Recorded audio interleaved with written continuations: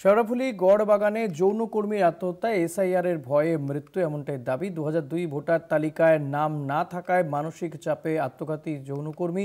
তৃণমূলের দাবি বিজেপি মানুষের নাম ভোটার তালিকা থেকে বাদ দিতে চাইছে, এসআইআর নয়।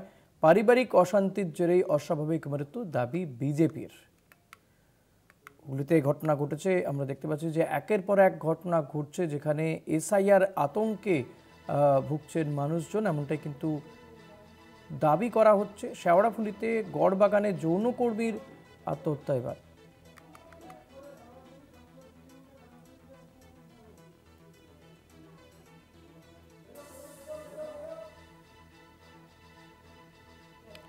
শিলিগুড়িতে সাংবাদিকদের মুখোমুখি বিশ্বজয়ী রিচা ঘোষ। ভালোই লাগছে কেন, আন্ডার 19 WPL এশিয়ান গেমস, তারপরে আই থিঙ্ক সিনিয়র জিতে তো আরো ভালো লাগছে। তো অবভিয়াসলি খুশি হচ্ছে কি আমরা জিততে পেরেছি এই ওয়ার্ল্ড কাপ। ঝুলন্দির অবদান, ঝুলন গোস্বামী 2017 বিশ্বকাপ ফাইনাল খেলেছে, কিন্তু বিশ্বকাপ ফাইনালটা জিততে পারেনি, রানার্স হয়েছিল, সেই আক্ষেপটা ছিল। আমরা দেখেছি মাঠে যখন তোমরা বিশ্বকাপ জিতলে ঝুলন্দির সঙ্গে সেটা শেয়ার করে নিয়েছো, এবং তোমার জীবনেও ঝুলন্দির অনেকটা অবদান রয়েছে। শিলিগুড়ি ক্যাম্পে এসেছিল, তারপরে তোমার জীবন ঝুলন্দি সম্পর্কে কি বলছো? ঝুলদি সবসময় সাপোর্ট করেছে, বেঙ্গলে হোক বা ইন্ডিয়া টিমে গিয়েও। কেন যখন সে ছিল তখন আমি ইন্ডিয়া ডেবিউ করেছি, তো সে সবসময় সাপোর্ট করেছে। ঝুলন্দিকে দেখেই তোমার মনে হয়েছিল যে আমিও, মেয়েরাও পারে ক্রিকেট খেলতে? সত্যি বলো আমি জানতাম না, কারণ আমি ছোট ছিলাম ওরকম, তখন তো বোঝা যায় না কি।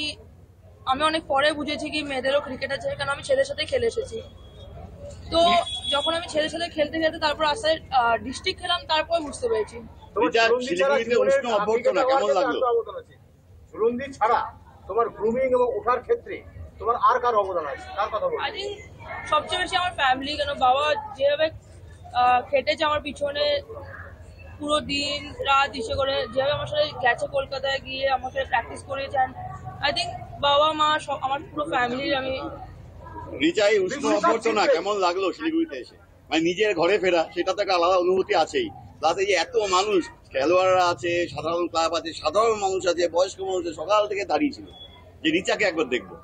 খুব ভালো লাগলো, কেন কি যেভাবে তারা ভালোবাসা দেখালো আমার প্রতি, লাইক যেহেতু আমি ওয়ার্ল্ড কাপ জিতে যে ভালোবাসা দেখিয়েছে সবাই। আই থিঙ্ক আমি জানি না আমি কি করে এক্সপ্রেস করবো ওই জিনিসটা, বাট আমার খুব ভালো লাগছে ওই জিনিসটা দেখে। মেয়েদের ক্রিকেটকে আরো ছড়িয়ে দিতে কি করবে? মেয়েদের ক্রিকেট হবে, এটা কবে মনে হয়েছিল? টুর্নামেন্টের কোন জায়গায় এসে? আই থিঙ্ক আমাদের ওরকম না, স্টার্টিং থেকে আমরা জানি কি আমরা চ্যাম্পিয়ন হতে হবে আমাদের, কেন আমরা অনেক প্র্যাকটিস করেছি, অনেক হার্ডওয়ার্ক করেছি ওর পিছনে।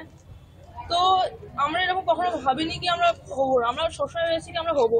আমাদের 3টে বাজে ম্যাচ দিয়েছে, বাট কখনো আমাদের মাথায় এটা আসেনি কি আমাদের হাত থেকে চান্স চলে যাচ্ছে। আমরা জানি একটা চান্স আসবে, সেটা আমরা গ্র্যাব করলে আমরা যদি কোয়ালিফাই করে যাই তাহলে আটকাতে পারবে না কেউ। তুমি এখন একটা আইকন, সেই ক্ষেত্রে তুমি মেয়েদের ক্রিকেটকে এবং অন্যান্য জিনিসকে প্রমোট করার জন্য কতটা মনে হচ্ছে করা দরকার?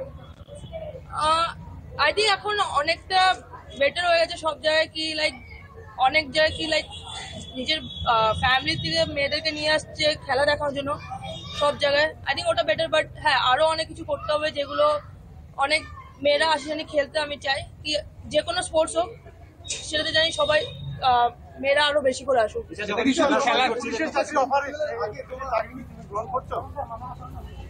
আর সেটা বাবা অ্যান্সার দিলে বেটার। আচ্ছা, যখন খেলা শুরু করেছে তখন কি কোনোদিন ভেবেছিলে যে বিশ্বকাপ খেলবো, বিশ্বকাপ জিতবো? এই স্বপ্নটা ছিল? অবশ্যই সবারই স্বপ্ন থাকে। যখন আমার ছিল কি আমি ইন্ডিয়ার হয়ে খেলবো, ইন্ডিয়ার যখন ট্রফি জিতবো, তো ট্রফি কখন আসে? যখন আমি ওয়ার্ল্ড কাপ খেলবো। তো ওটা ছোটবার থেকে ছিল, এটা আজকে পূরণ করতে পেরেছি, এটা আমার জন্য অনেক অনেক গর্ব অ্যান্ড ভালো লাগছে এই জিনিসটা। কোচ হিসাবে শিবশঙ্কর পাল কতটা তোমাদের কাছে? স্যার আমাকে, আমি যখন বেঙ্গল খেলেছি 4th ইয়ার যখন সে এসেছিল আমাদের বেঙ্গলে, তখন থেকে সে আমার অনেক হেল্প করেছে অনেক সাথে। তার আগেও আমাদের আরো কোচেস আছে যারা অনেক হেল্প করেছে, যখন ছোটবেলা থেকে যারা কোচেস ছিল। তারপর যখন বেঙ্গল খেলেছি ওখানে চরণ স্যার, জয়ন্ত স্যার, আর যেটা বলে তুমি শিবশঙ্কর পাল, ম্যাকো স্যার, তারা আই থিঙ্ক সবাই আমাকে অনেক হেল্প করেছে এই জায়গাটা আসতে। বেঙ্গলের সামনে তুমি ফোকাস থাকে কলকাতা থেকে, সেখানে তুমি শিলিগুড়ির মতন শহর থেকে যে এই জায়গাটা তুমি কিভাবে দেখছো? আরেকবার বলো। কলকাতা কেন্দ্রিকই সব ফোকাস থাকে সর্বক্ষেত্রে, কিন্তু তুমি শিলিগুড়ির মেয়ে, শিলিগুড়ির মতন জায়গাটা থেকে তোমার উত্থানটা হলো, এটা তুমি কি কিভাবে দেখছো? আই থিঙ্ক এটার পিছনে সত্যি আমার ফ্যামিলি ফার্স্ট, কারণ ফ্যামিলিতে